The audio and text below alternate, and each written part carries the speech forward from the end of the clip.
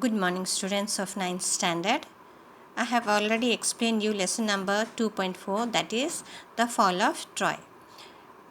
That is, today we will do page number 40, part 1. I have already explained you. Just I read the introductory part of the page 40. Listen.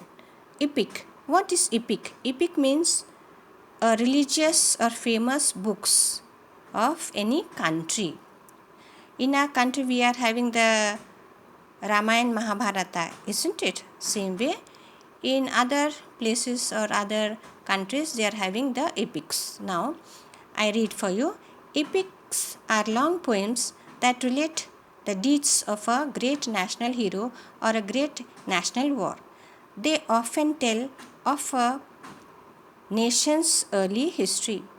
They may be composed and sung or recited for many years before they are actually written down. The two famous Sanskrit epics are the Ramayana and the Mahabharata, and the two great epics of European literature written in ancient Greek are the Iliad and the Odyssey. Just as in Indian literature, we go back to the story from the Ramayana and the Mahabharata, so in the literature of Western countries, they go back to the Iliad and the Odyssey. Just as children all over India know the names of stories of Rama and Sita, Yudhishthir and Arjun and Draupadi, so children in Western countries know the names of Hitler and Odysseus and Achilles and Helen of Troy, the most beautiful women in the world, because of whom the Greek and Trojan fought for 10 long years. Nobody knows for certain who the author of this early epic is. It is thought that they arose and developed with the nation itself, and we handed down from singer to singer till perhaps one great poet gave them their final form.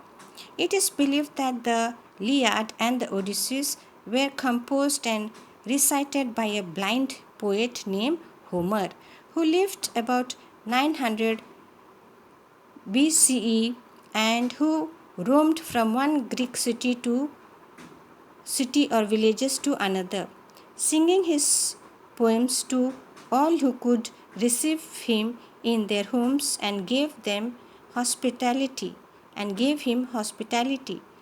This wandering singer has been honored through the ages not only in Greece but in all Europe as the father of European poetry.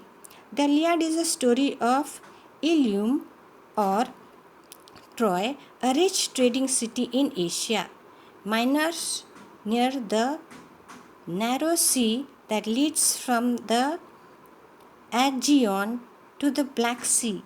It was well situated both for commerce and agriculture. In front of the city was a sea over which sailed the ships. I move to the next page. Troy carrying goods and grains. At the back rose the high peak of Mount Ido, from which flowed many rivers and streams.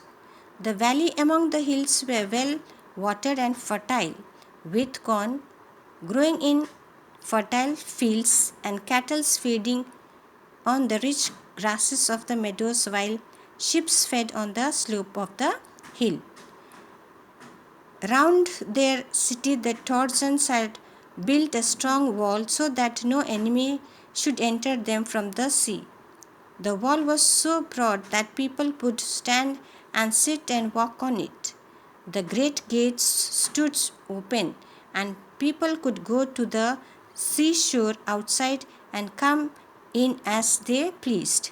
But in times of war, the gate would be closed, and then the city was like a strong fortress, quite safe from all attacks, protected by the walls surrounding it as well as by the hills behind. Thus, Troy was a strong city, strongly protected by its wall and strongly defended by its brave soldiers. But all the kings and heroes of Greece had declared war against the Trojan because Paris, a prince of Troy, had persuaded Helen, wife of a Greek king, that is the name of, I told you, can you remember the name? That is Menelaus. Okay?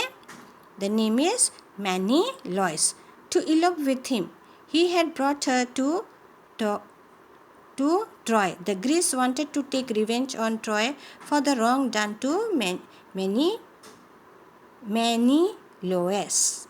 They sailed to Troy and laid siege to the city. The Trojans too fought hard and they sieged continuously for 10 long years. The fighting went on daily, but the siege did not end. On the other hand, the Greeks could not take the city, and on the other hand, the Trojans could not force them to sail away. Every day, the Trojans came out of their gate, and the Greeks came out of their tent and ships, and the fighting went on. Sometimes there were great battles between the two armies. Sometimes there was single fight between two great heroes. Sometimes the Trojan had the better of it and sometimes the Greek. But still the fighting went on. Great heroes on both sides were killed in course of the war. After leading the defense of his city for 9 years, the brave Hector was at last killed by Achilles, whom none could resist. But Achilles himself was killed later on by a poison arrow that entered his. We'll turn to next page. I had shown you this picture, isn't it? On his heel, the only part of his body where he could be wounded. Till later, Paris himself was killed also by a poisonous arrow. The Trojans were tired of being shut up in their city, and the Greeks were longing to see their homes again. But still, the fighting went on. This is part 1 I have read for you, okay? Next, I'll continue. I'll be sending you question answers. Write it in your notebook.